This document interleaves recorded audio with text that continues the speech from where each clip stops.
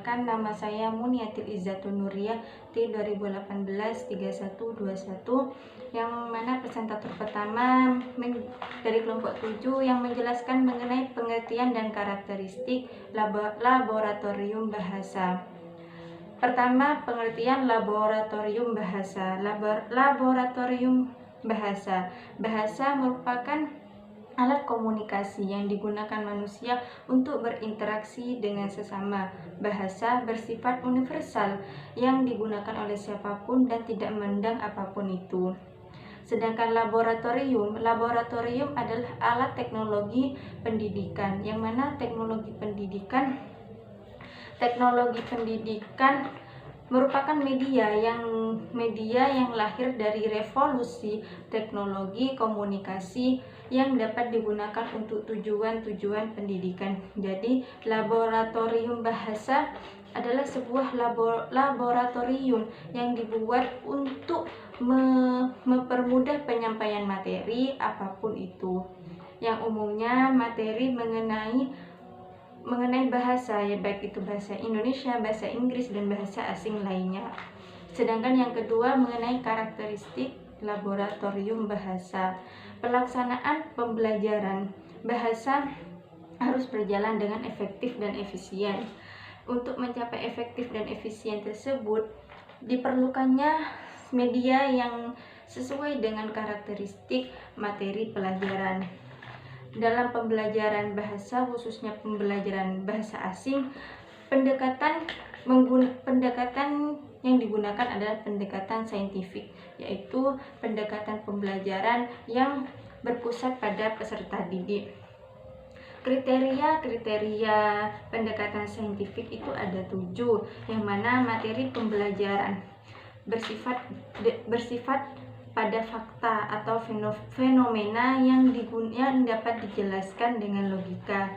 Sedangkan yang kedua yaitu penjelasan guru, respon peserta didik, dan interaksi edukatif guru peserta didik terbebas dari prasangka yang semena-mena. Sedangkan yang ketiga yaitu mendorong dan menginspirasi peserta didik berpikir kritis, analitis, dan tepat dalam mengidentifikasi, memahami, dan memecahkan masalah. Yang keempat, mendorong dan menginspirasi peserta didik mampu berpikir hipotetik. Yang kelima, mendorong dan menginspirasi peserta didik mampu memahami, menerapkan, mengembangkan pola berpikir yang rasional. Yang keenam yaitu berbasis pada teori, pada konsep fakta empiris yang dapat dipertanggungjawabkan. Assalamualaikum warahmatullahi wabarakatuh. Perkenalkan, nama saya Irfan Naufal, NIM T 2018-3148. Di sini saya akan melanjutkan penjelasan dari rekan saya, yaitu Iza, yang mana tadi rekan saya membahas mengenai pengertian laboratorium bahasa dan karakteristik laboratorium bahasa.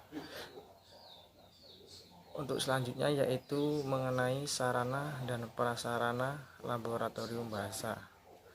Sebelumnya kita perlu ketahui terlebih dahulu sarana dan prasarana itu apa.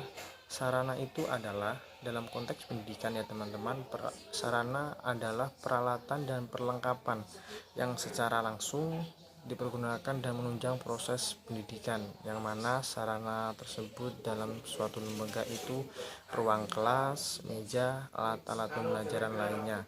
Nah, untuk prasarana dalam dunia pendidikan ini, yaitu apa prasarana tersebut? Prasarana yaitu secara tidak langsung fasilitas yang secara tidak langsung menunjang jalannya proses pendidikan atau pengajaran, seperti halnya itu halaman, kemudian taman, kebun, jalanan sekolah. Nah, itu sarana dan prasarana dalam dunia pendidikan, khususnya di laboratorium bahasa ini. Nah, sekolah-sekolah harus berusaha untuk mengadakan laboratorium bahasa dengan harapan agar dapat menciptakan siswa yang terampil dalam berbahasa. Akan tetapi Untuk sekolah-sekolah yang sudah memiliki laboratorium bahasa, seberapa besarnya pemanfaatan dan pengaruh laboratorium bahasa terhadap guru maupun siswa dalam keberhasilan pembelajaran bahasa. Jadi dalam suatu lembaga pendidikan itu sangatlah penting diadakannya laboratorium bahasa. Kenapa seperti itu? Karena dapat menunjang kualitas pendidikan di suatu lembaga tersebut dan dapat mengembangkan bahasa-bahasa siswa atau bahasa-bahasa keterampilan siswa untuk kedepannya supaya lebih berkualitas dengan adanya laboratorium bahasa tersebut. Oke, untuk selanjutnya yaitu materi selanjutnya mengenai standar operasional prosedur atau SOP laboratorium bahasa. Oke, standar operasional prosedur SOP laboratorium bahasa itu apa? Nah, di sini saya jelaskan, yaitu suatu pedoman yang berupa dokumen yang ada dalam laboratorium bahasa dan bentuk prosedur agar suatu pembelajaran dapat berjalan efektif dan efisien. Tujuan dari standar operasional prosedur ini adalah yang pertama untuk menjaga konsistensi dalam performa laboratorium bahasa. Yang kedua yaitu sebagai tolak ukur antar pengguna laboratorium bahasa. Yang ketiga, tolak ukur dalam penilaian mutu suatu pelayanan. Nah, kemudian yang keempat sebagai jaminan dalam efisien pengguna laboratorium.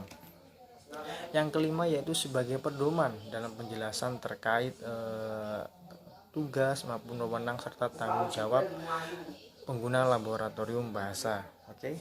Untuk yang selanjutnya sebagai dokumen yang dapat digunakan dalam proses kegiatan pelatihan penggunaan laboratorium bahasa. Dan yang terakhir atau yang ketujuh sebagai dokumen jika terdapat revisi standar operasional prosedur atau SOP yang baru.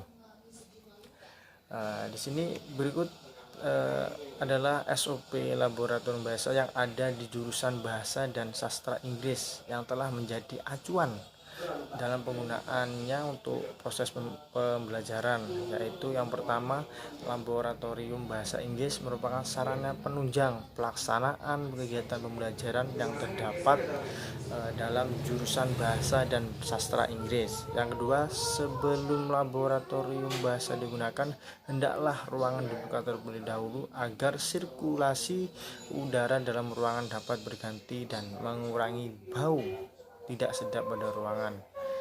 Kemudian petugas ruangan memastikan untuk menyalakan AC sebelum digunakan. Yang keempat, petugas menyediakan buku pengguna laboratorium bahasa. Dan yang kelima, dosen atau guru dan mahasiswa bahkan atau siswa memasuki laboratorium dengan melepas alas kaki ketika akan memasuki laboratorium bahasa. Baik dosen atau guru maupun mahasiswa atau siswa bahkan wajib melepas alas kaki dan meletakkan pada rak sepatu yang sudah tersedia di tempat laboratorium bahasa. Mungkin itu saja yang bisa saya sampaikan mengenai sarana dan prasarana laboratorium bahasa dan standar operasional prosedur SOP laboratorium bahasa. Pada intinya, dalam suatu lembaga sangatlah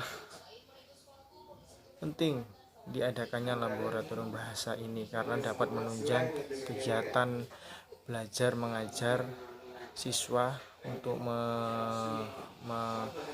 meningkatkan kualitas pendidikan di lembaga tersebut. Mungkin itu saja yang bisa saya sampaikan, kurang lebihnya mohon maaf.